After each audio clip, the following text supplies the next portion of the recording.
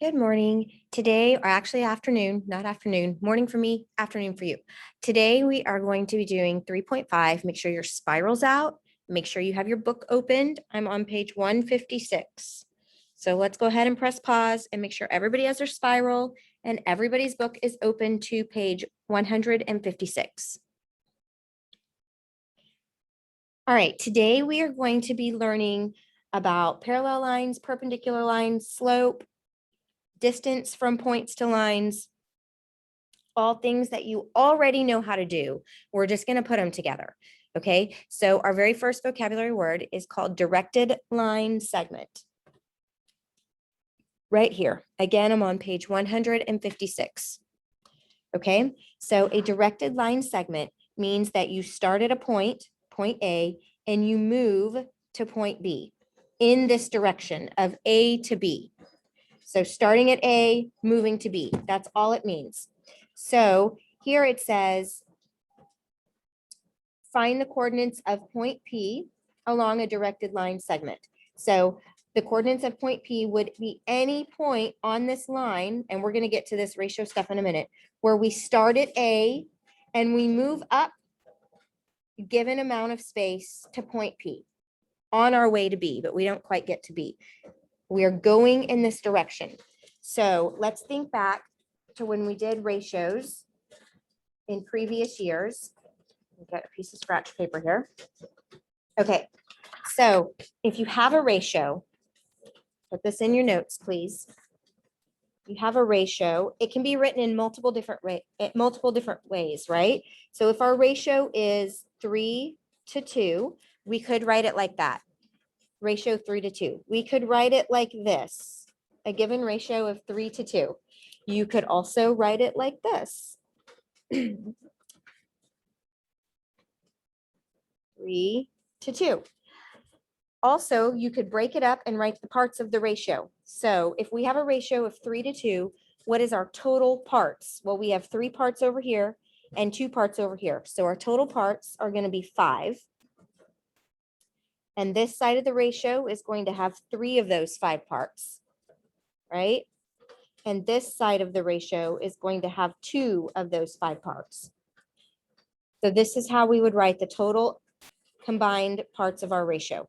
So if we have a directed line segment, all right, let's just use the exact same example we were doing, moving from A to B, and we want to plot a point at a ratio of 3 to 2. We're going to start up here or start down here at A, and we're going to move along our line segment up 3 parts so that then we only have 2 parts left. And that is where we are going to plot our point. So if we were to draw lines, we could see that we would have 2 parts here, 1, 2, and we would have 3 parts here, 1, 2, 3. So our point P would be plotted starting at A, moving up 3 points so that we only have 2 left. That would be plotting point P at a ratio of 3 to 2. So let's look here again. Now it tells us we're going to do that in a coordinate plane. And here are going to be our points, our points for A and our points for B. And we need to plot point P somewhere along this. So it's at a ratio of 3 to 2. So the very first thing we have to do, now that we understand how it's moving, is to find the slope of this line. So move this down a little bit. The slope of the line. So we have A, which is 3, 2, and B, which is 6, 8. How do you find slope? This is our X and this is our Y, right? Our slope is rise over run, correct? So what's our rise? Those are going to be our Y values, and our run are going to be our X values. So to find our slope, we're going to say change in rise over change in run. What is our change in rise? Remember, rise is Y. Put it in parentheses so you don't mess it up. Rise is Y. So we have 8 minus 2 over 6 minus 3. This gives us our change, which gives us our slope. So here we have 6/3, which is what? Just 2. So our slope of this line is 2. Okay, how does that all factor in to trying to plot this point P at a ratio of 3:2 along our line segment right here? All right, so what we are going to do next is we're going to take our slope, okay, and we're going to multiply it by our ratio, okay? Okay, so we're actually not going to use our simplified slope. It's good to know because if you're going to plot something, you have to know that's your slope. But you're going to take the unsimplified version of your slope, your raw version before you simplified it down. And you're going to multiply that by the 3/5 because that's how far you want to move up from A. We want to move up 3, right? To get where we're going to plot our point. So this is the Y value here, and this is the X value here, correct? Okay, let me move this up a little bit. So move this, I'll keep it right there. All right, so we're going to take our 6/3, which was our slope, and we're going to, and this is the Y and this is the X. Now we're going to take it apart. Okay. And we're going to multiply that by each part of our ratio, 2:3. All right. So we are looking for the Y value of our 3/5, and we're looking for the X value of our 3/5. So let's start with X. And please label every time you do this because it's really easy to flip something or mix something up. So our X value here was 3. So we're going to take our 3/5 and multiply it by 3. And our Y value here of 3/5 was 6. Now we're going to multiply these to get how far up we're going to plot our point. So how do you multiply a fraction times a whole number? Put it over 1, and then you just multiply like fractions, top times top, bottom times bottom. So here we have 9/5, and here we have 18, 18/5. All right, so here you can actually use your calculator and convert to decimal, or if you want to do it the old-fashioned way, you can divide this by this and convert to decimal without using your calculator. So plug it in real quick. All right, I just plugged that in, and it looks like this one is going to be 1.8, and this is going to be 3.6. So what that means is, let me move over here. You're going to start here. This is your X value and your Y value, okay? You're going to move over 1.8, so almost 2. So here we go, we move over 1 and almost another one. And then up 3, a little more than 3.5. So we're going to go up 1, 2, 3, and a little more than 3.5. So right here would be where you plot point P. So to find out those exact coordinates, you come back here to your A because this is where you started. So come back to your starting point. So our A was 3, 2, right? So we're going to say 3. This is our X value, right? And this is our Y value. So 3, which is our X value, plus our added X value. And then for Y, which was 2, add our Y value. And that is going to give you your actual coordinates. So 3 plus 1.8 is going to give us 4.8. And this will give us 5.6. So your coordinates are going to be 4.8 and 5.6. And that is where you plot your P point. If you want to actually plot them starting from the origin, those are your coordinates for P. Okay, let's try one. Look at monitoring progress down here on the bottom of the page. They give us A and B, and they say a ratio of 4:1. Okay. Number 2 here is going to be something you're going to work on your own and turn in. And maybe we can play the video over again. So maybe we can play it 2 times through. So everybody can practice this 2 times through and then feel confident about turning this in. Okay, so look at, we're going to do number 1 together. So we have A is 1, 3 and B is 8, 4. All right, so our ratio is going to be 4 to 1. So let's start with our slope. Let's see here.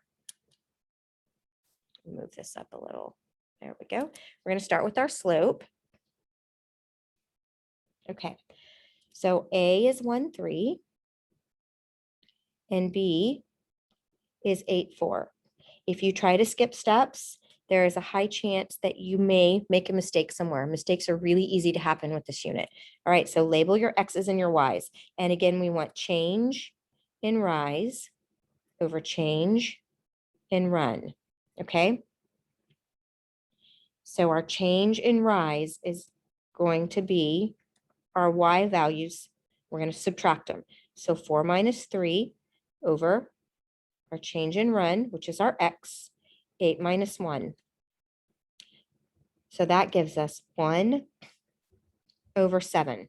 And we can't simplify this one like we did the last one. But remember, we don't simplify to solve for ratios. All right, so now let's look at our ratio. It says our ratio is 4 to 1. 4 to 1. So how many parts total do we have? We have 5 parts total because 4 plus 1 is 5. So this side we have 4/5 and this side we have 1/5. All right, so we're starting at A and moving to B. So we're starting at A and we're moving up 4 spaces roughly to B. So our point is going to be much closer if this is our line, okay?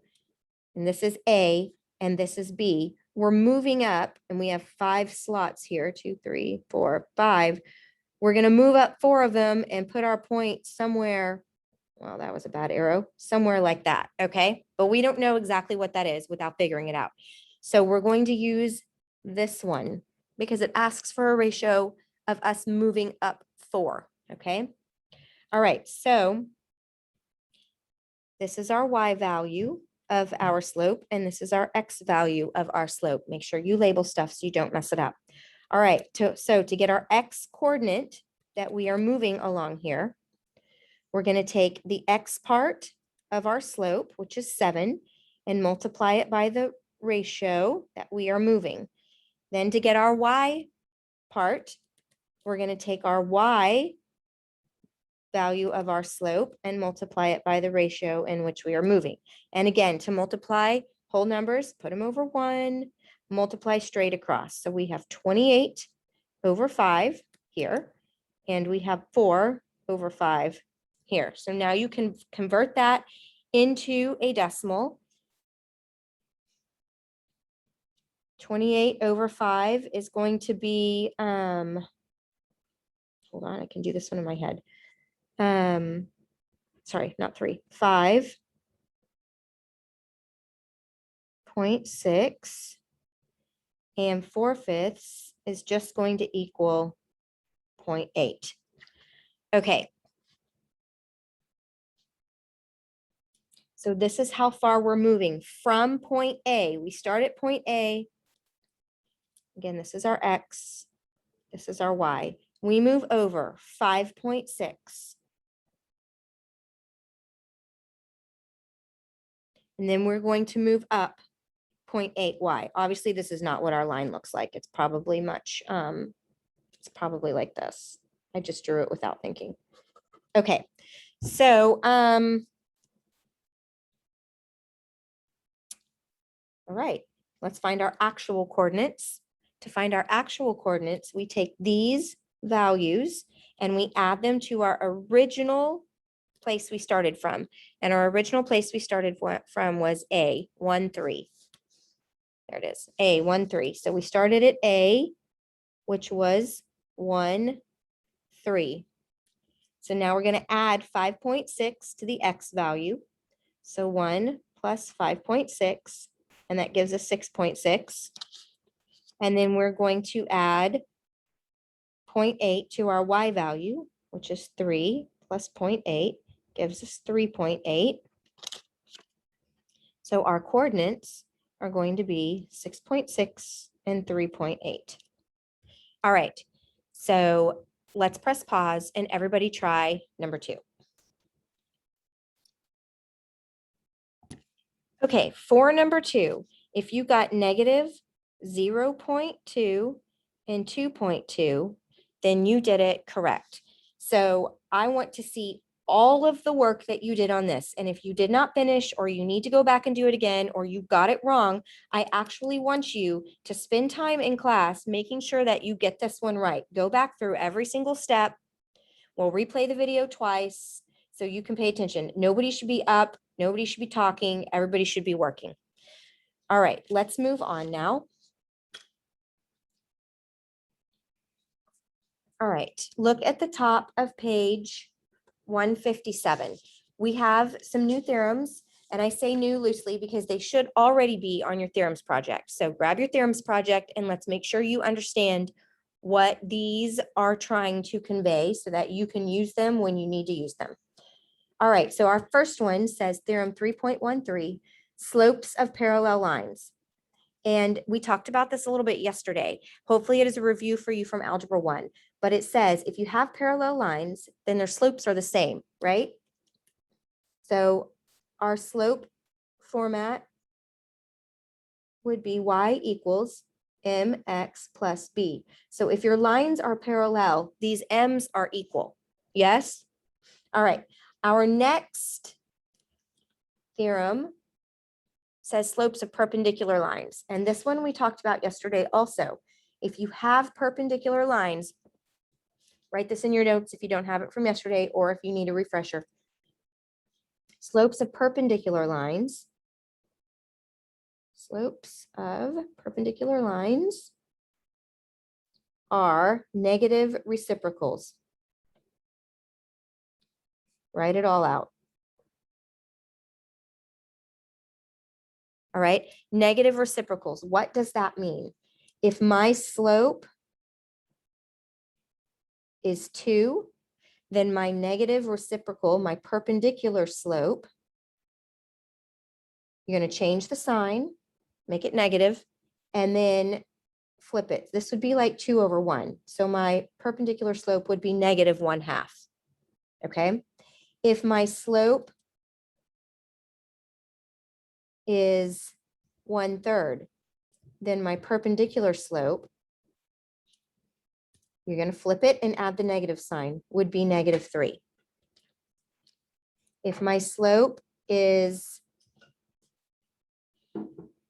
-4, then my perpendicular slope, whoops, can't write, perpendicular slope would be what? It's already negative. You just flip the sign. So it would be positive 1/4. So those are perpendicular slopes. Over here, right, your parallel slope stays the same. Okay. So let's go ahead and look at example 2 on page 157. Here we have line A. This is our blue line, and they have gone ahead and solved the slope for us. They found their 2 points here. We have 0, 3 and -3, 2. So they did 3 minus 2 over 0 minus -3. Change and rise, that's your y, over change and run, that's your x, and they got 1/3.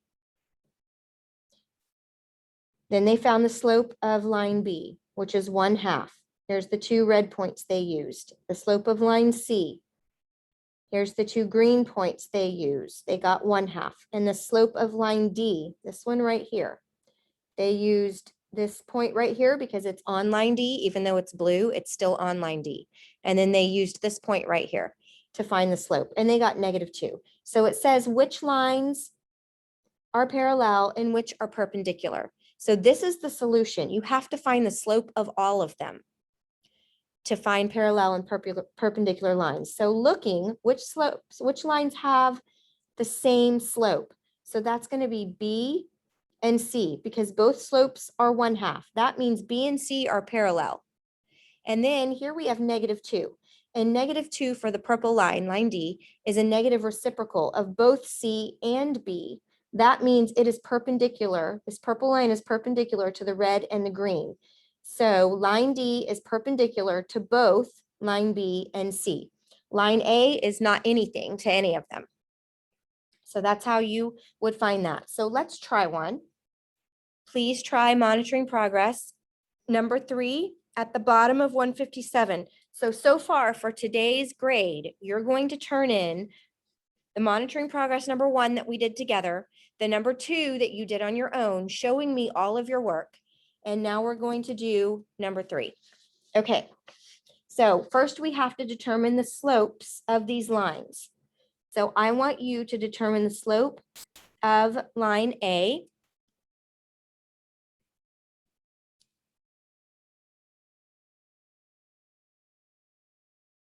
So to do that, you're going to have to do change and rise over change and run. So we're going to say, this is our blue line, -2 minus 2.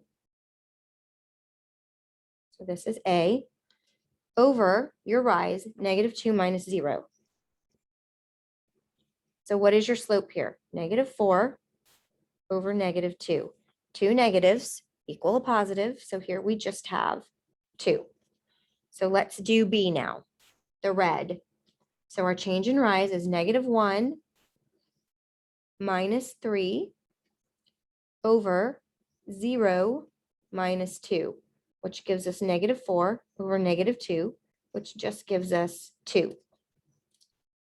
All right, I'm going to press pause. Actually, I'm not going to press pause. Your substitute will press pause. You get the slopes of line C and D, and then I want you to tell me on your paper which 2 lines are parallel and which 2 lines are perpendicular. Okay, press pause, please. And I want to see all your work. Okay, so you should have told me which 2 lines are parallel and which 2 lines are perpendicular.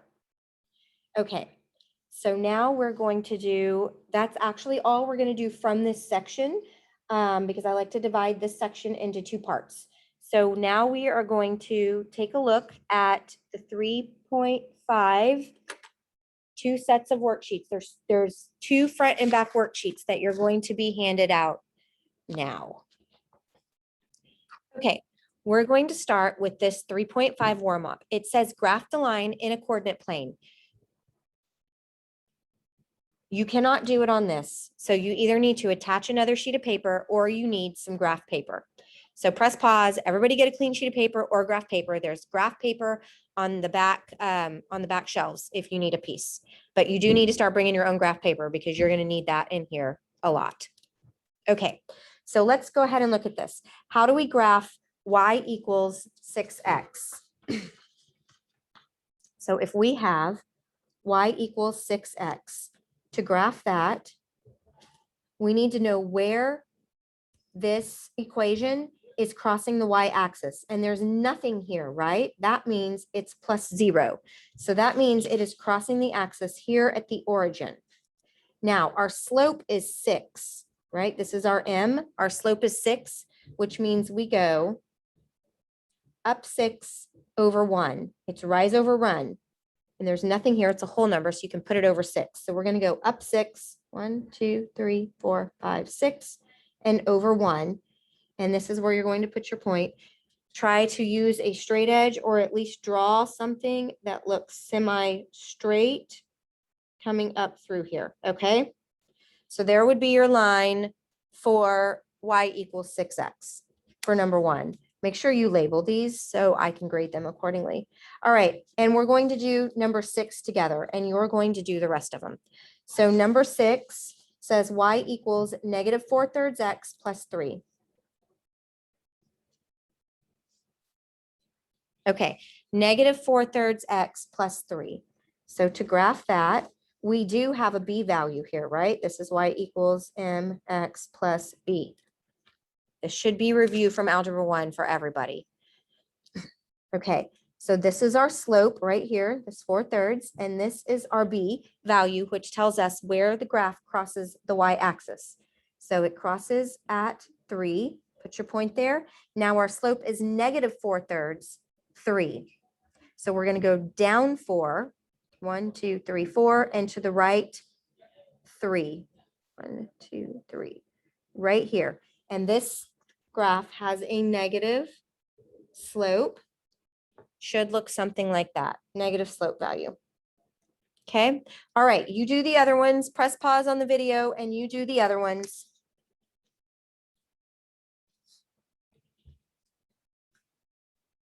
All right, look down at these properties. You need to get your notes out and I want you to fill this in. These are all the properties of, we had reflexive,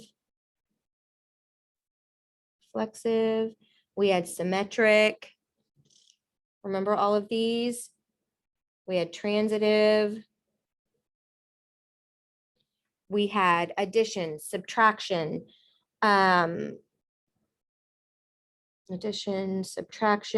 we had multiplication, we had division, we had distribution, we had substitution. All of these properties you can choose from. So please fill this section out on your own, turning it in at the end of, well, nope, it'll be due Thursday.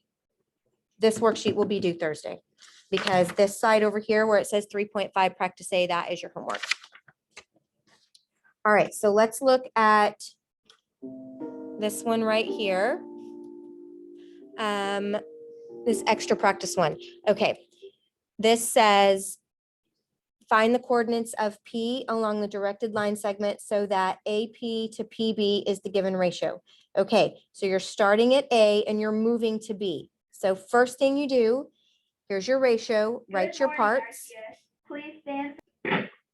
Okay, so your first step here is to set up your ratio. How many parts total? And then you do your two fractions and decide which one you're using. Then you find your slope. Okay, you do not simplify your slope. Then you're going to multiply each one. This paper is due at the end of class in the tray. Okay, so you're going to do 2 of these. Here on number 3, this is just like the one we did in the book, where you have to find the slopes of all the lines and tell which ones are perpendicular and which ones are parallel.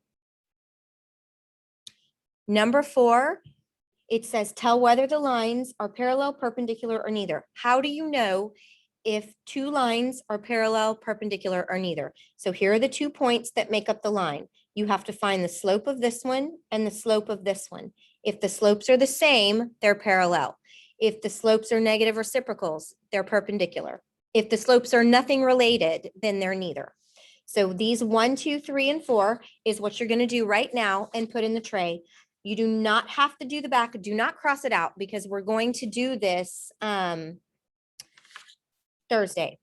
So do this front side 1 through 4, turn this in along with those 3 monitoring progresses that we just did together. Then when you're finished, you need to complete this section here with your graph paper. Staple your graph paper to the sheet. You need to complete these 6 problems, telling me which property they are. Here's the properties. On the back, these particular ones are your homework. Number 1, number 2, 3 and 4 that tell if it's parallel, perpendicular, or neither. We just talked about these. You have to find the slope of each line. These are your points. Find the slope.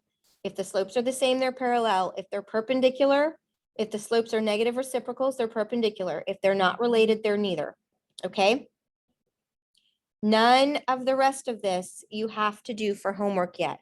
Just these 4 and this page. That's what you're going to bring back with you on Thursday. Now, you have some IXL. And let me tell you really quick exactly what those are. Give me 1 second. There's 4 sections. They're going to be counted as a quiz grade. They are not due until you come back from Thanksgiving, but you need to work on them now because I don't want you to work on them over Thanksgiving. It's Thanksgiving break. All right. It looks like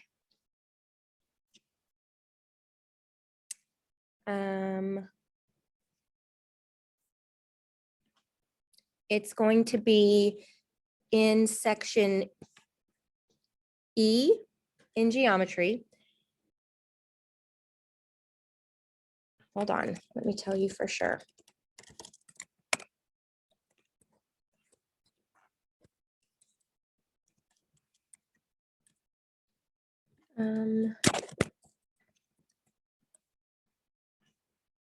Okay, it is going to be section E, 2, 3, 5, and 6. Okay, 2 and 5, you should be able to do 2, 3, and 5. You should be able to do right now after today's lesson.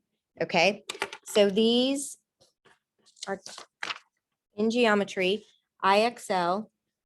It is E, 2, E3, E5, and E6. Together, these will make up a quiz grade, okay?